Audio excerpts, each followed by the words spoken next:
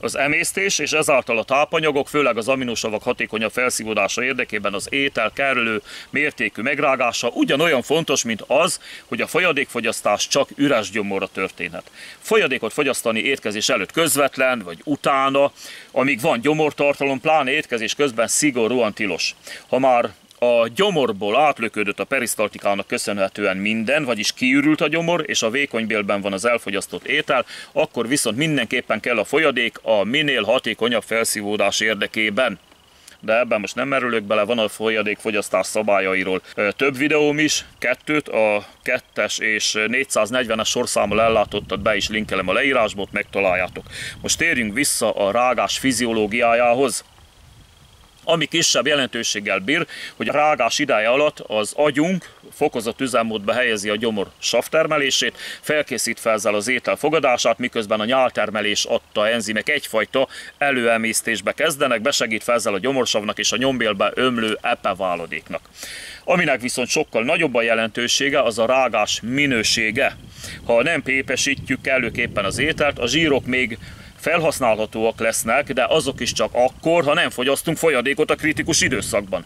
A fehérjék viszont, ha elnagyolt rágást követően darabos formában viszik őket a hordozóik, tehát az étel különböző formái a gyomorba, például a hús, bab vagy bármi, akkor még mielőtt átlöködnének a vékonybélbe, képtelen lesz aminosavakra bontani őket a gyomorsav. Egyszerűen nem lesz rá ideje, és ha ez nem történik meg, akkor ezeket nem fogja újraépíteni a szervezetünk fajra jellemző fehérjékké, ennek megfelelően kiválasztódnak, mi pedig némi epével megszínezve és megbüdösítve másnap leengedjük a WC-n. Ahhoz, hogy a gyomorsav megfelelő minőségű munkát tudjon végezni, megfelelő mértékű pépesítéssel kell segítenünk neki. Erre a célra alkotta meg a természet a fogazatot. Csak érdekességként említem, hogy körülbelül 25-30 évvel ezelőtt, amikor az egyik kollégám fogpotlásra ment, 3 vagy 4 fogat pótoltak neki talán, ha jól emlékszem, előre felhívta rá a fogorvos a figyelmét, hogy nőni fog a testsúlya. Nem kövér lesz, nem zsírban fog hízni, hanem erősebb lesz az alkata.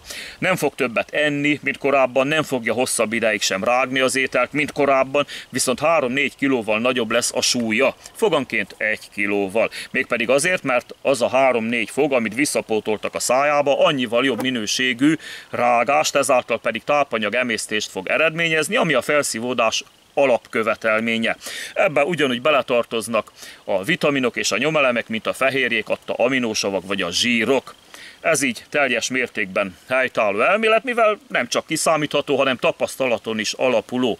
Viszont van egy olyan teória is, hogy a szükséges pépesítés érdekében 32-szer kell megrágni minden egyes falatot, mivel 32 fogunk van alapesetben, és ahogy veszítünk a fogkészletünkből, úgy kell emelni a rágó mozdulatok számát. Vagyis, ha elveszítettünk például 5 fogunkat, akkor ennyivel kell emelni a rágást, mert így már 37 rágó mozdulatra van szükség.